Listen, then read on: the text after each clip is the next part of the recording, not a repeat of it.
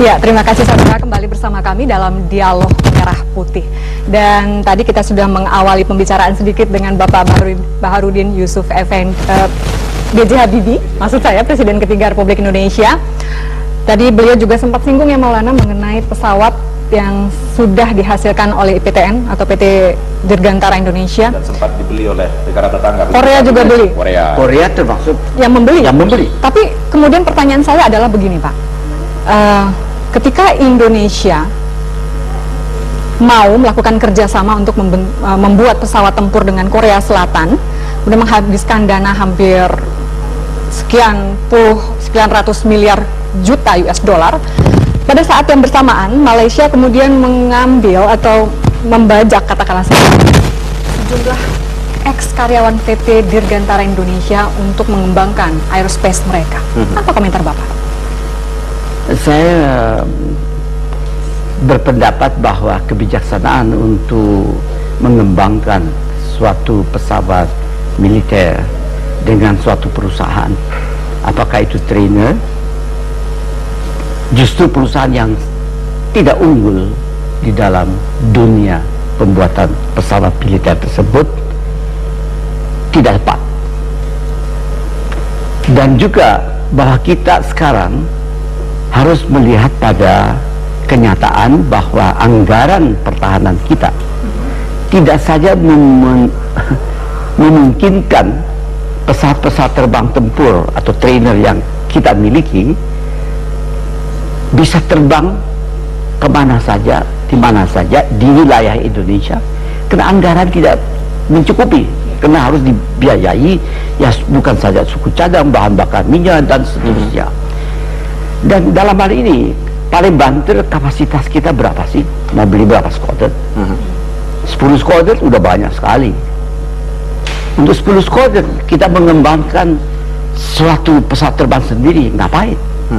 Saya berpendapat silahkan kita beli yang terbaik yang ada di dunia yang kita ingini sesuai dengan kebutuhan kita. Setelah itu kita bayar tidak dengan mata uang hasil ekspor sumber daya alam terbarukan atau tidak terbarukan, dan sumber daya apa saja di bumi Indonesia, pemasukannya dalam dolar atau dalam euro, kita bayar dengan uang itu. Tidak, kita bayar dengan jam kerja yang diperhitungkan dengan pesawat yang kita mau beli. Misalnya kalau kita mau membeli, saya sebut aja angka ya, saya sebut aja, kita mau beli 10 pesawat tempur atau 20 pesawat tempur, oke? Maka saya harus bayar katakanlah dengan suku cadang dan sebagainya mungkin berapa miliar, mungkin 2 miliar, 3 miliar, 4 miliar, tergantung negosiasi. Nah sekarang saya akan bernegosiasi bahwa saya bayar dengan jam kerja. Maksudnya apa? Saya akan membuat bukan untuk 20 pesawat terbang, tapi saya akan membuat untuk 200 pesawat terbang yang sejenis dari perusahaan tersebut. Jelas dia tidak hanya membuat 200, mungkin 200.000. Dan itu apa saya buat? Saya akan membuat sayapnya, bututnya, komponen-komponen yang primer. Dan untuk hal itu dia harus bayar saya, karena saya bukan sendiri, saya deliver sesuai dengan persyaratannya. Dia boleh mengeluarkan persyaratan apa, saya akan penuhi. Dan setelah saya bayar dengan apa, dengan ya yang dia butuhkan.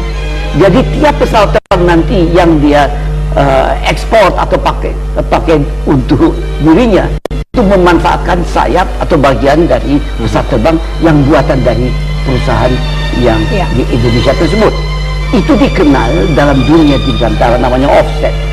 Berarti dalam hal ini kita membayar dengan barang untuk pesawat terbang tersebut dan tidak membayar dengan barang yang tidak ada kaitannya dengan pesawat terbang. Pak Habibie, di situ kan butuh negosiasi sebetulnya. Apa yang dibutuhkan? Ya, untuk meng-create itu supaya terjadi. Untuk create itu, saya persilahkan, saya sudah sampaikan, saya persilahkan yang mau membeli sesuai dengan anggarannya, menegosiasi dengan siapa saja di dunia, mengambil yang terbaik. Dan kalau dia sudah tentukan harganya dan tipenya, the best is just good enough, baru sampaikan sama kita, baru kita akan negosiasi cara membayar. Cara membayarnya nggak mau dengan hasil ekspor minyak atau hasil ekspor apa saja. Saya buat bagian dari pesawat terbang, dan itu saya akan jual dengan itu, dan akibatnya saya akan mendapatkan lapangan kerja. Nah saudara, kita harus sadari, ini tadi pagi saya baru baca di salah satu surat Al-Fatihah bahwa jumlah orang miskin di Indonesia dengan definisi yang hidup di bawah $2 tiap hari itu 60% dari penduduk bangsa Indonesia. Saudara harus sadari, kita tidak bisa dalam hal ini membiayai orang-orang yang lain. Sedangkan anak kita, siapa yang harus memikirkan saudara-saudara kita yang belum beruntung itu? Nah, kita kan.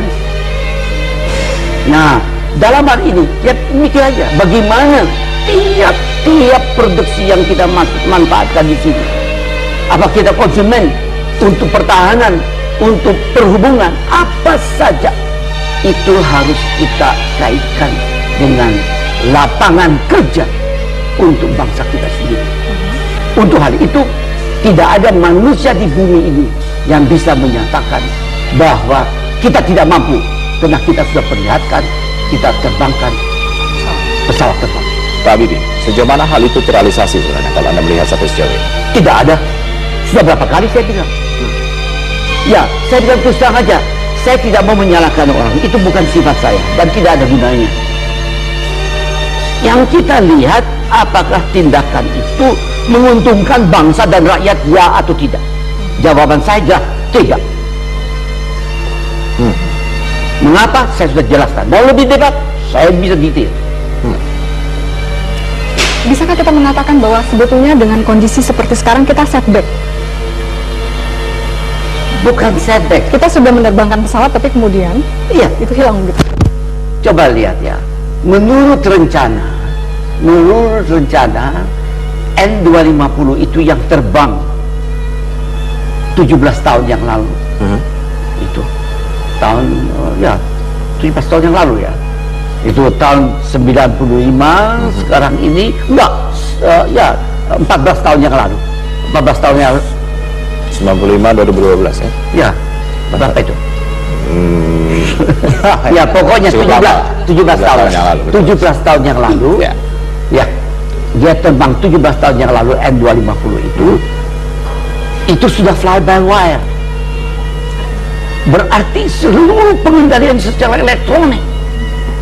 Nah, sekarang saya tahu dari kawan-kawan saya, kita beli pesawat terbang dari suatu perusahaan di Eropa. Ya, itu belum fly by wire. Dia mengatakan mungkin 2 tahun lagi dia fly by wire. Kita memanfaatkan aerodynamic supercritical wing. Itu ya bukan mereka bodoh, bukan, karena kami mulainya itu ya yang paling akhir mereka mendahului, maka mereka tidak bisa rubah pesawat terbangnya, rubah semua peralatannya. Karena pada waktu itu belum diketahui teknologi tersebut. Tapi ini direkayasa. Nah, saya pernah mengatakan, coba menurut rencana pesawat terbang yang tinggal landas bisa disaksikan. Saya harapkan Anda bisa perlihatkan sama rakyat Indonesia. Itu N250 sesuai dengan rencana di hadapan seluruh dunia. Itu tidak biasa dilaksanakan oleh perusahaan pesawat terbang. Dia rahasiakan. Baru kalau dia udah tes berapa kali, baru dia dalam hal ini memperlihatkan sama umum. Kita belum pernah terbang pesawat terbang itu, kita perlihatkan untuk membuktikan bahwa bangsa ini mampu membuatnya. Pak Habibie, tadi Pak Habibie menyinggung soal kemiskinan. Saya belum selesai. Oke. Saya mau sampaikan. Ini yang rezekinya Pak Habibie gitu ya. Saya sampaikan, menurut rencana pesawat itu akan masuk ke pasar tahun 2000, dapat certification dan masuk ke pasar. Kita sudah mengadakan perjanjian untuk membuat perakitannya dari pesawat terbang tersebut di Alabama untuk benua Amerika. Di Jerman dekat Stuttgart, ya, untuk benua Eropa dan Timur Tengah dan Afrika. Sudah dibuat, sudah didirikan perusahaannya, namanya ERAI. European ERAI itu di Eropa namanya European Regional Aircraft Industry. Yang di Amerika namanya AMRAI, American Regional Aircraft Industry. Ada itu. Nah sekarang itu sudah disiapkan untuk assembly line.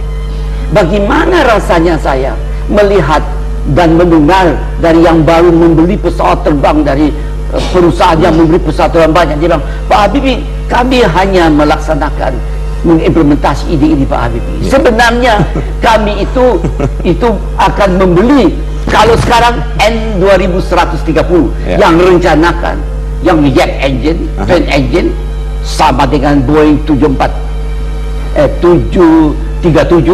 ya, sama dengan Boeing 737 yang baru itu terbangnya dan masuk di terbangnya 2004, masuk di pasar 2 tahun kemudian. Itu kami buat untuk hal itu, dan juga propellernya buat. Sekarang bagaimana rasakan saya lihat anak-anak dan cucu-cucu saya hisap jempol dan membiayai orang lain jadi pinter, dan orang tuanya yang memelihara, yang dititipin Allah, Tuhan yang Maha Esa menitipin anak-anak itu pada orang tuanya, dibesarkan, dikasih sayang, dididik dan seterusnya. Tiba-tiba di negara sendiri tidak, bukan, saya tidak butuh pengakuan, diberikan haknya. Baik. Diberikan haknya untuk bisa berkembang, dan jangan dengan teori-teori yang sebenarnya modelnya itu dibuat untuk pasar mereka sendiri. Baik, Pak Habibie. Kita harus potong dulu Pak Habibie. Ya. Mudah-mudahan kita tidak akan melihat beberapa tahun lagi Malaysia semakin berkembang dengan aerospace-nya yang mungkin pikiran-pikiran Pak Habibie yang banyak kemudian dikembangkan di sana. Kita akan kembali dengan Dialog Merah Putih, tetaplah bersama kami usai jeda berikut ini.